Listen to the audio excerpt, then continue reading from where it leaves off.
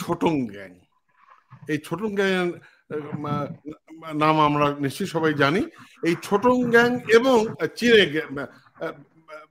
গেছে, এবং যখন আমরা শুনছি যে আমরা এই পিনাকি ভট্টাচার্য, মানে ইদানিং তাকে বলা হচ্ছে জামায়াতে ইসলামের আমির, সেই মানে এই ইউরোপের আমির, হ্যাঁ, এরা উনি একই সময় চায়না গেছেন। সো আপনার কাছে জানতে চাই কি তাদের উদ্দেশ্য, মানে আপনার কাছে কতটুকু তথ্য আছে? তার কারণ আমরা ছোটং গ্যাং যে চায়না গেছে এটি আমাদের জুলকার নাইন সামি এটি লিক করেছে, এবং পরবর্তীতে আপনি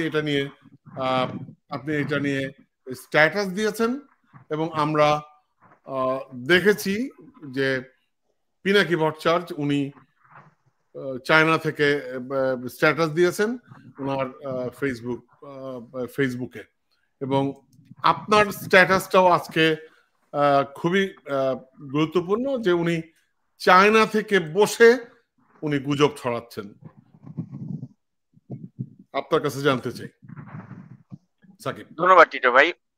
আসলে আমরা যারা যে দেশেই আছি সেই দেশের থেকে আমরা যদি আমাদের বাংলাদেশের পক্ষে যদি দুটি কথা বলতে পারি এখানকার স্থানীয় যারা প্রতিনিধি রয়েছেন কংগ্রেসম্যানদের সাথে বা সিনেটরদের সাথে, আমরা কিন্তু শিশুটা কখনো হাতছাড়া করি না।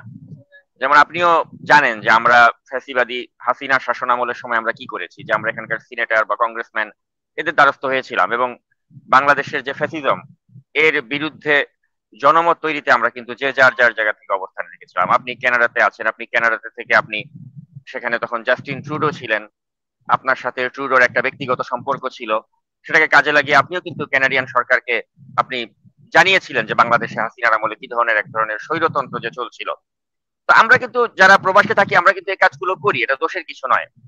তো পিনাকি ভট্টাচার্য তিনি যদি বাংলাদেশ চায়না এটা একটা সুসম্পর্ক তৈরির ক্ষেত্রে তিনি যদি তার জায়গা থেকে ভূমিকা রাখেন, তিনি যদি প্যারিস থেকে চায়নাতে গিয়ে যদি তিনি বাংলাদেশের পক্ষে দুটো কথা বলেন, সেটাতে কিন্তু আমরা কেউ আপত্তি করার মতো কোনো কারণ থাকতে পারে না, বরঞ্চ সেটাকে আমরা অ্যাপ্রিসিয়েট করবো যে আমাদের দাদা তিনি চীনে গিয়ে, ফ্রান্স থেকে তিনি চীনে গিয়ে তিনি যে বাংলাদেশের পক্ষে দুটো কথা বলছেন, বা চীনের যারা লোকজন রয়েছেন তাদের কাছে বাংলাদেশকে ভালোভাবে রিপ্রেজেন্ট করছেন, সেটা কিন্তু আমাদেরকে আরো তাকে প্রশংসা করতেই বাধ্য করবে।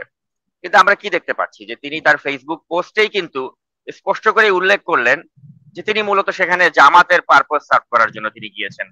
তার ফেসবুকে তিনি লিখেছেন যে জামায়াত ইসলাম বাংলাদেশের রাজনীতিতে কেন একটা গুরুত্বপূর্ণ ফ্যাক্টর, বা জামায়াত ইসলামের মওদুদির মতাদর্শ কি, বা ইসলামী রাজনীতি নিয়ে জামাত ইসলাম যে আগাচ্ছে এটার মূল উদ্দেশ্য কি, বা এ ধরনের রাজনীতি বাংলাদেশে কেন প্রয়োজন, এ ধরনের একটা ন্যারেটিভ তিনি চীনের লোকদেরকে খাওয়াবার চেষ্টা করেছেন। এবং তিনি কিন্তু সৎ লোকের শাসন বলতে কি বোঝায়, সৎ লোকের শাসন কি বোঝায়, তো তিনি কিন্তু আসলে কোনো রাগ ঢাক করেননি। পিনাকি ভট্টাচার্য কিন্তু তার ফেসবুকে ওপেন বলেই দিয়েছেন আসলে যে তিনি তার কোন এজেন্ডা নিয়ে, কোন দলের রাজনৈতিক পারপাস সার্ভ করার উদ্দেশ্যে তিনি চায়নাতে অবস্থান করছেন। এখন জামায়াতে ইসলামী যদি আমাদের রাজনীতিতে প্রকৃতপক্ষে যদি কোনো শয়তানি বা কোনো ধরনের কুটচালের আশ্রয় না নিত, তাহলে কিন্তু জামায়াতের পক্ষে পিনাকির এই ধরনের ন্যারেটিভ তৈরি করাকে আমরা কিন্তু ভালো চোখেই দেখতাম, সেটাকে খারাপ চোখে দেখার কোনো কারণ থাকতো না। কিন্তু আমরা খারাপ চোখে দেখছি এ কারণেই যে জামায়াতে ইসলাম হচ্ছে একটা মুনাফেক দল। আমি বারে বারে এই কথাটা বলি, এটা মুনাফেক। কেন আমি মুনাফেক বলি? এটা হচ্ছে ঐতিহাসিক ভাবে প্রসিদ্ধ। এখন তাদের যে বট বাহিনী রয়েছে, আল বটর বাহিনী যেটাকে আমরা বলি, এরা তো অনলাইনে অত্যন্ত শক্তিশালী। আপনি এদের বিপক্ষে দুটো কথা বলবেন, এরা 20টা 30টা ফেক আইডি থেকে আপনাকে গালাগালি করবে। তো এখন যারা গালাগালি করছে আমি তাদেরকে বলবো যে তোমরা বট বাহিনী গালাগালি করার আগে তোমরা একটু উপলব্ধি করার চেষ্টা করো যে জামায়াত ইসলামের ইতিহাসটা কি। এদের ইতিহাসটাই হচ্ছে প্রতারণার ইতিহাস, এদের ইতিহাসটাই হচ্ছে মানুষের সাথে মুনাফেকি করার ইতিহাস, যে মুনাফেকি তারা 1947 সাল থেকে করে আসছে, এবং যে মুনাফেকি তারা প্রতি পদে পদে তারা করেছে। তারা 1986 সালে যখন এরশাদের যে পাতানো নির্বাচন যেখানে হাসিনা যোগ দিয়েছিল, সেই নির্বাচনে গিয়ে ওই নির্বাচনটাকে বৈধতা দেওয়ার জন্য কে ভূমিকা রেখেছিল? এই মুনাফেক জামায়াত ইসলামী ভূমিকা রেখেছিল। এবং এই মুনাফেক জামায়াত ইসলামী 71 সালে তারা কি করেছিল? তারা আল বদর বাহিনী, আলসামস বাহিনী গঠন করে এদেশের মানুষের উপরে তারা নির্মমতা চালিয়েছিল। এই মুনাফেক জামায়াতে ইসলামী তারা তাদের স্বার্থের প্রয়োজনে যখন যেটা করার তারা সেটাই করেছে।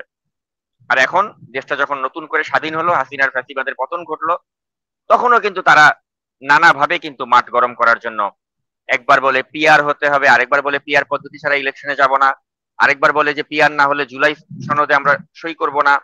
একবার দেখা গেল এনসিপি, তাদেরকে তারা বিভ্রান্ত করলো, এনসিপির বিভিন্ন অনুষ্ঠানে তারা তাদের নিজেদের জামাত ইসলামের লোক পাঠাতো। আবার এখন দেখা যাচ্ছে এনসিপি নাহিদ ইসলাম তখন নাহিদ ইসলাম যখন বুঝতে পারলেন যে জামাতের একটা মুনাফিক দল, তিনি যখন আবার জামায়াতের বিরুদ্ধে ফেসবুকে পোস্ট দিলেন, তখন জামায়াতের পক্ষ থেকে আবার নাহিদ ইসলামকে সমালোচনা করে পাল্টা বিবৃতি দেওয়া হলো। তো আমরা কি দেখতে পাচ্ছি যে এরা আসলে মূলত তাদের এই মুনাফেকের মাধ্যমেই কিন্তু রাজনীতিতে তারা টিকে আছে, এই জামাত ইসলাম, এবং এটাই তাদের একটা সহজাত চরিত্র। এখন এই মুনাফেক দলের এজেন্ডা বাস্তবায়নের জন্য একজন ব্যক্তি যদি চীনে যেয়ে থাকেন এবং তার সাথে যদি বাংলাদেশ থেকে যদি আবার যোগ দেয় এই ছোটন গ্যাংয়ের এই নুরুল ইসলাম ভুইয়া ছোটন, তখন কিন্তু আমাদের মনে সন্দেহ জায়গাটা স্বাভাবিক যে এই লোকগুলোর উদ্দেশ্যটা কি। কারণ আপনি যদি টিটো ভাই এই লোকগুলোর রাজনৈতিক ইতিহাস দেখেন, ইতিহাসটা কিন্তু স্বচ্ছ নয়। এই পিনাকি ভট্টাচার্য তার রাজনীতির ক্যারিয়ারে কত ধরনের পল্টিবাজি করেছেন এটা আমরা জানি। যেই লোকটি একসময় বাম দল বা লেফটিস্ট পলিটিক্স করত, যেই ব্যক্তি একসময় ওই সিপিবি করত, যে ব্যক্তি একসময় শাহবাগে ফাঁসি চাই করত, যে ব্যক্তি এই জামাত ইসলামের যাদের নেতাদেরকে যে একটা জুডিশিয়াল কিলিং করা হলো, ওই কিলিং এর প্রেক্ষাপট তৈরিতে ভূমিকা রেখেছিলেন। ৭১ টিভিতে গিয়ে বলেছেন যে একটা রাজনৈতিক দল হিসেবে জামাত কতটা ঘৃণিত বা কেন এই নেতাগুলোর ফাঁসি হওয়া প্রয়োজন। সেই ব্যক্তি হঠাৎ করে এখন জামায়াতের পক্ষে ন্যারেটিভ তৈরি করছে। এখন তিনি যদি বলেন যে আমার ওই কর্মকাণ্ডের জন্য আমি ক্ষমা চাই, আপনি কি তাকে ক্ষমা করতে পারেন? যার আন্দোলনের কারণে বা যাদের দাবির কারণে কতগুলো নিরীহ মানুষকে ফাঁসি দেয়া হলো, তাদের জীবন কি আপনি ফিরিয়ে আনতে পারবেন? পারবেন না। অতএব এটা তো ক্ষমার অযোগ্য। মূল বিষয় হচ্ছে পিনাকি ভট্টাচার্যের সারা জীবনটাই হচ্ছে পল্টিবাজির জীবন। সারা জীবনটাতেই তিনি পল্টিবাজি করেছেন, রাজনৈতিকভাবে পল্টিবাজি করেছেন। এখন তিনি বা তার এই ছোটন গ্যাং তারা বুঝতে পেরেছে যে বাংলাদেশে আসলে ওই সিপিবি বা ওই লেফটিস্ট পলিটিক্স করে আসলে বাংলাদেশের জনগণের হৃদয়ে ঢোকা যাবে না। জনগণের হৃদয়ে ঢুকতে গেলে আপনাকে পপুলিস্ট কথাবার্তা বলতে হবে। তো এখন এই ছোটন গ্যাং তারা পপুলিস্ট আইডিয়া নিয়ে সামনে এগোচ্ছে। তো পপুলিস্ট আইডিয়াটা কি? আমি এমন সব কথাবার্তা বলবো যেগুলো বললে পাবলিকের শরীরটা একটু গরম হবে, পাবলিকের শরীরে একটা জোশ আসবে। কিরকম কথা বললে পাবলিকের শরীরে জোশ আসবে? আপনি যখন নেতিবাচক কথাবার্তা বলবেন, বা আপনি যখন, এদের সংখ্যাগরিষ্ঠ মানুষ হচ্ছে মুসলিম, আপনি মুসলিমদের সেন্টিমেন্টকে পুঁজি করে আপনার অনুষ্ঠানের শুরুতেই আলহামদুলিল্লাহ, মাশাআল্লাহ, আল্লাহর নাম বলবেন, অথচ নিজে একজন ব্রাহ্মণ পীর, নিজের নাম হচ্ছে একটা ভট্টাচার্য। তো একজন হিন্দু ব্যক্তি, একজন ব্রাহ্মণ ব্যক্তি যখন কথায় কথায় আল্লাহ রসুলের নাম নেয়, কথায় কথায় যখন নিজের ওই ইমানি জোশ বা জাজবা দেখাতে চায়, তখন কিন্তু তাকে আপনার সন্দেহের চোখে দেখতেই হবে এবং প্রশ্ন করতে হবে যে এই ব্যক্তির অতীতটা আসলে কি ছিল। অতীতটা তো স্বচ্ছ ছিল না। যদি অতীতটা স্বচ্ছ থাকতো তাহলে আমরা কিন্তু তার এই সব কাজকর্ম নিয়ে সন্দেহ করতাম না।